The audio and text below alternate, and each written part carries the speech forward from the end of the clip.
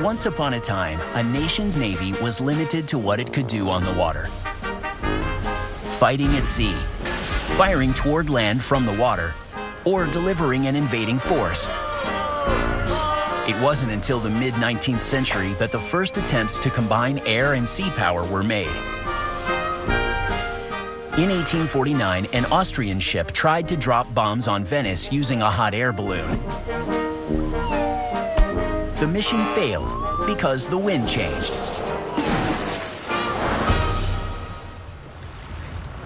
It took the development of a revolutionary new type of aircraft before the aircraft carrier could be realized.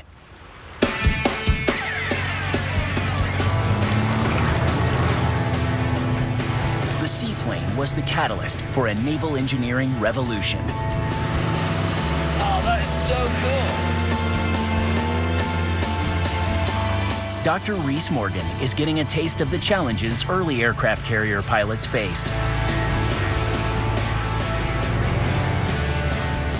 The birth of the aircraft carrier depended on the skill of the pilots and the creativity of the engineers.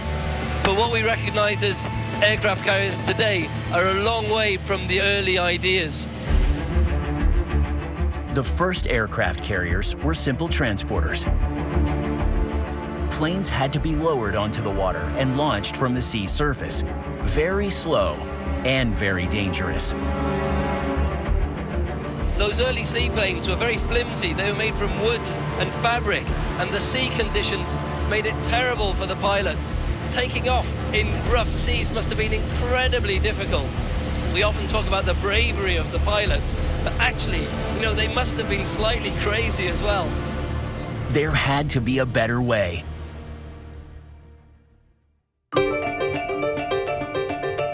Then in 1912, British pilot Charles Sampson attempted the impossible when he launched a seaplane directly from the deck of a moving battleship.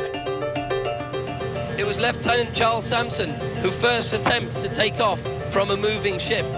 And of course, using the principles of engineering, using the understanding the principles of flight, it was actually very beneficial to have a moving ship because the ship was already creating airflow over the wings, and that creates lift. Lieutenant Sampson used a specially adapted battleship with a short sloping runway fitted to the foredeck. And on May 9th, 1912, with the ship steaming into the wind, Sampson fired up the engine, and his flimsy seaplane rolled down the ramp and then skyward. Now, these early aircraft carriers only had about 30 meters of takeoff deck. So it was an extraordinary feat to get the plane off the ship and into the air. But the ship Sampson used had one major disadvantage. There was nowhere to land. The planes could take off quickly, but they were still slow and dangerous to recover.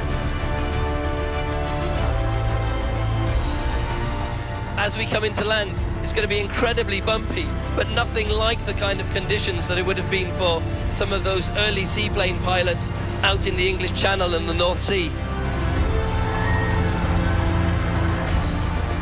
Just a few years after Sampson's flight, one man would come up with a solution that would change naval aviation forever.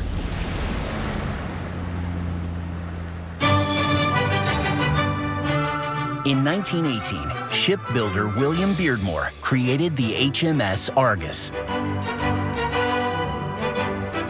It was the first ship to use a single flight deck, allowing aircraft to take off and land on the same runway.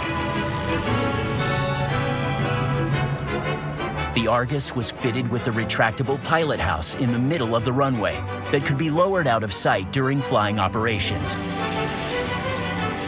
This meant planes could be deployed and recovered in record time. The aircraft carrier was an effective weapon for the first time in history. William Beardmore's continuous flight deck set the template for all